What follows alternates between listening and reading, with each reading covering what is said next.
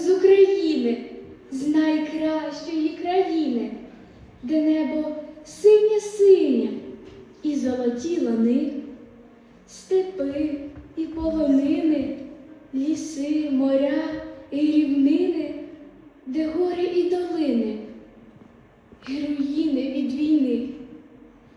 Я родом з України, де люди мужні, сильні, а ніц не агресивні. Тому й воно не дивно, боронимо своє.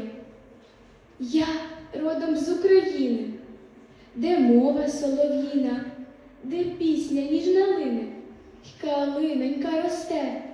Вона така єдина країна Україна, нескорена і вільна.